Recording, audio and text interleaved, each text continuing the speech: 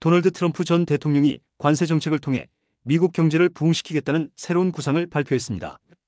그는 관세를 통해 연방 재정을 강화하고 미국 제조업을 활성화하며 불법 이민과 마약 문제를 해결하겠다고 주장했는데요. 하지만 경제 전문가들은 이 공약이 실현 가능성이 낮으며 상충되는 목표를 내포하고 있다고 지적하고 있습니다. 트럼프 전 대통령은 외부 수입세청이라는 기구를 만들어 외국에서 발생하는 수익과 관세를 징수하겠다고 밝혔습니다. 그러나 대부분의 관세는 미국 기업이 수입품에 대해 지불하는 세금이지 외국에서 직접 부담하는 것이 아닙니다. 이 때문에 전문가들은 이 계획이 다소 비현실적이라고 보고 있습니다. 그는 관세를 통해 수백억 달러의 재정을 추가로 확보하고 멕시코산 자동차에 100% 관세를 부과해 미국 내 공장을 설립하도록 유도하겠다고 말했습니다. 또한 캐나다와 멕시코를 대상으로 관세를 부과해 불법 이민과 마약 유입을 차단하겠다는 강경한 의지도 밝혔습니다. 하지만 문제는 관세의 목적이 서로 상충된다는 점입니다.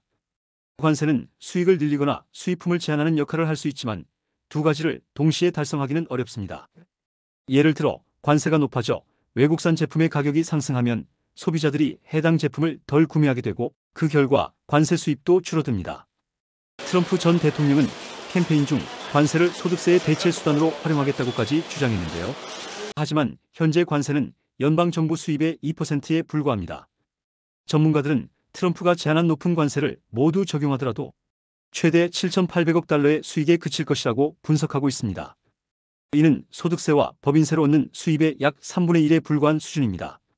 더불어 높은 관세는 미국의 소비자 물가를 상승시키고 경제 성장률을 둔화시킬 가능성이 있습니다. 특히 저소득층은 관세로 인한 물가 상승에 가장 큰 타격을 받을 것으로 예상됩니다. 이와 동시에 외국의 보복 관세와 같은 부작용도 우려되는 상황입니다. 트럼프 전 대통령은 19세기 윌리엄 맥킬리 대통령 시절의 관세 정책을 본보기로 삼고 싶다고 밝혔습니다. 하지만 당시 관세는 연방 재정의 주요 수입원이었고 현대 경제 구조와는 크게 다릅니다.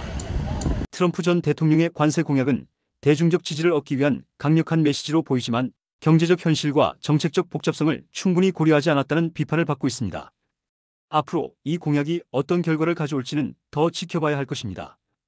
여러분은 이 공약에 대해 어떻게 생각하시나요? 댓글로 여러분의 의견을 남겨주세요. 좋아요와 구독도 부탁드립니다. 감사합니다.